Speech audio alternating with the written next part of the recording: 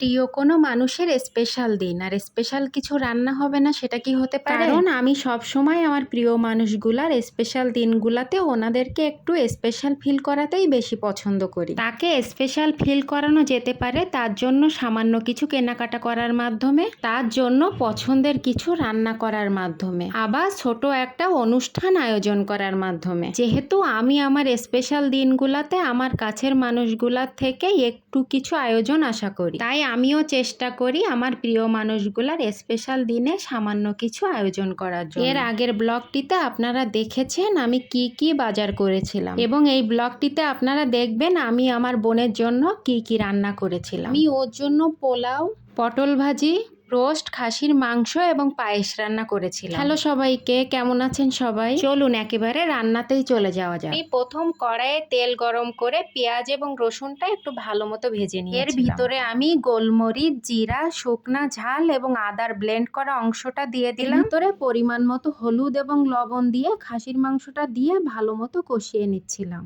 আমি সামান্য পরিমাণ হলুদ এবং লবণ দিয়েছিলাম কারণ খাসির মাংসতে হলুদ এবং লবণ দিয়ে আমি আগে মেরিনেট করে রেখেছি, এবং আমার কাছে মনে হয় মাংস রান্নাটা যত কষানো হবে তত বেশি মজা হবে। এরপর পরিমাণ মতো জল অ্যাড করে ভালো মতো রান্না করে নিলাম, এবং রান্নাটা শেষ হওয়ার আগে অবশ্যই ভাজা জিরার গুঁড়া এবং গরম মশলার গুঁড়া অ্যাড করে নিই, এতে রান্নাটা খেতে ভীষণ মজা হয়। দেখুন খাসির মাংসটা রান্না দেখতে কি সুন্দর লাগছে, দেখতেও যেমন সুন্দর খেতেও তেমন সুন্দর হয়েছিল। আর আমি মাংসে সবসময় ঝালটার পরিমাণ একটু বেশি দিতে পছন্দ করি, কারণ আমার মনে হয় মাংসে ঝালটা একটু বেশি দিলে মাংসটা খেতে বেশি ভালো লাগে। তেলটা যেহেতু স্বাস্থ্যের জন্য ক্ষতিকর, তাই যে কোনো রান্নায় আমি তেলটা একটু কম দিতেই বেশি পছন্দ করি। তো এখানে অনেকগুলা রান্নার আইটেম দেখাবো, তাই আমি ছোট ছোট ক্লিপ নিয়ে ভিডিওটা শেষ করে দিই, তাহলে ভিডিওটা অনেক বড় হয়ে যাবে। এরপর আমি রোস্ট রান্নার জন্য টক দই, টমেটো সস, পেস্ট করে রাখা বাদাম, লেবুর রস, চিনি এবং লবণ ভালো মতো করে মিশিয়ে নিব। এটা একসাথে মিশিয়ে নিলে ভালো হয়, তেলের ভিতরে দিলে আর কেটে যায় না। এখানে আমি রোস্টের জন্য পেঁয়াজ কুচি, জিরা, গোলমরিচ, শুকনা ঝাল, আদা, গরম মশলা, এলাচ সবকিছু একসাথে দিয়ে সুন্দর মতো ব্লেন্ড করে নিব। অবশ্যই রোস্টে ঝালের পরিমাণটা কম দিতে হবে। এখানে আমি মুরগির রানগুলা লবণ মাখিয়ে ভালো করে তেলে ভেজে নিব। রোস্টে যেহেতু হলুদ ব্যবহার করা হয় না, তাই আমি এতে হলুদ দেইনি। এরপর আমি কড়াইয়ের তেলের ভিতরে পেঁয়াজ কুচি এবং রসুন কুচি দিয়ে ব্লেন্ড করা মশলাটা এর ভিতরে দিয়ে নিব। হালকা একটু কষিয়ে নিয়ে দইয়ের মিশানো অংশটা এর ভিতরে দিয়ে দিব।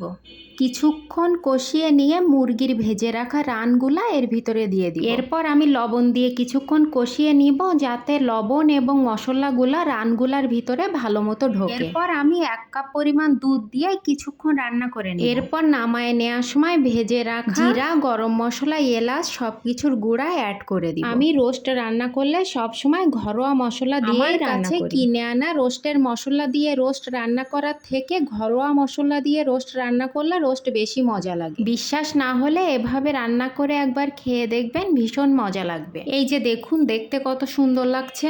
যাই হোক, এরপরে আমি পোলাও রান্না করে নিব। প্রথমে আমি কড়াইয়ের তেলের ভিতরে শুকনা ঝাল এবং পেঁয়াজের কুচি দিয়ে একটু ভেজে নিয়ে বাদাম, কিশমিশ এবং পোলাও চাল দিয়ে দিব, এবং চালটা দিয়ে একটু ভালো মতো ভেজে নিব।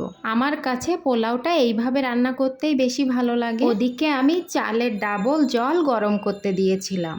চালটা ভালো মতো ভাজা হয়ে গেলে আমি এটা গরম জলের ভিতরে দিয়ে দিব। আর আমি যেহেতু চাউলটা ভেজে নেওয়ার সময় লবণ দিয়েছিলাম, তাই জলের ভিতরে আলাদা করে কোনো লবণ দিলাম না। খুব দ্রুতই রেডি হয়ে যাবে আমার পোলাও। এই যে দেখুন আমার পোলাও রান্নাটা একেবারেই রেডি হয়ে গেছে। এরপর আমি জন্মদিনের জন্য পায়েস রান্না করে নিয়েছিলাম। সবাই বিশ্বাস করে যে কোনো শুভ দিনে মিষ্টি মুখ করে নিলে নাকি সামনের দিনগুলো অনেক শুভ হয়। তাই আমি যে কোনো শুভ দিনে পায়েসটা অবশ্যই রান্না করি। অল্প চাউল এবং ঘন করে দুধের পায়েস খেতে যে কি মজা লাগে। এই যে আমার প্রত্যেকটা রান্নাই রেডি হয়ে গিয়েছে। আর আমার মনে হয় কারো স্পেশাল দিনে তার জন্য এমন একটা খাবারের থালি সাজিয়ে তার সামনে দিলেই সে খুশি হয়ে যায়। আর আমি অবশ্যই আমার প্রিয় মানুষগুলার স্পেশাল দিনে এমন একটা খাবারের প্লেট সাজিয়ে তাকে একটু স্পেশাল ফিল করানোর চেষ্টা করি। নিজের হাতে রান্না করা খাবারগুলাতে ভীষণ ভালোবাসা মিশে থাকে, তাই ভালোবাসা বোঝানোর জন্য এটুকু তো করা যেতেই পারে। আজকের মতো এই পর্যন্ত, দেখা হবে পরবর্তী ভিডিওতে। ততক্ষণ ভালো থাকবেন আর প্রমাস স্টোরির পাশে থাকবেন।